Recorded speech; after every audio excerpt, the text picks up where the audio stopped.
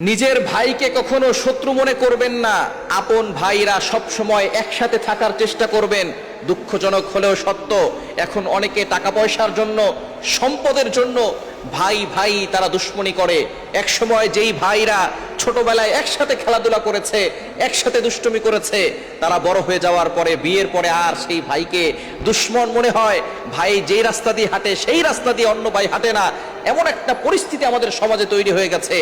ভাই ভাই যদি মিল থাকে, ওই ভাইয়ের উপরে কেউ আক্রমণ করতে পারে না। সুতরাং ভাই ভাই মিল থাকার চেষ্টা করবেন। নবীজি সাল্লাল্লাহু আলাইহি ওয়াসাল্লাম জানিয়ে দিয়েছেন, যদি ভাই ভাইয়ের ভিতরে গন্ডগোল থাকে তাহলে তাদের নামাজ কিন্তু কবুল হবে না। এজন্য আল্লাহকে সন্তুষ্ট করতে চাইলে এই ভাইয়ের সম্পর্ক বজায় রাখতে হবে। আপনার আপন ভাইয়ের সাথে সম্পর্ক আপনি নিজে তৈরি করেন নাই, আল্লাহ তৈরি করে দিয়েছেন। আপনার মায়ের পেটে দুইজন ভাইকে পাঠিয়েছেন, আল্লাহ পাঠিয়েছেন। সুতরাং আপনি সম্পর্ক ছিন্ন করার কেউ নয়। আপনার ভাই যদি আপনার সাথে খারাপ ব্যবহার করে, তারপর আপনি তার সাথে ভালো ব্যবহার করে সম্পর্ক বজায় রাখার চেষ্টা করবেন। তাহলে আল্লাহ তাআলা সুখ দিবেন, শান্তি দিবেন, রিজিকে বরকত দিবেন, হায়াতে বরকত দিবেন। আল্লাহ তাআলা দুনিয়াতেও ভালো রাখবেন, আখিরাতেও ভালো রাখবেন।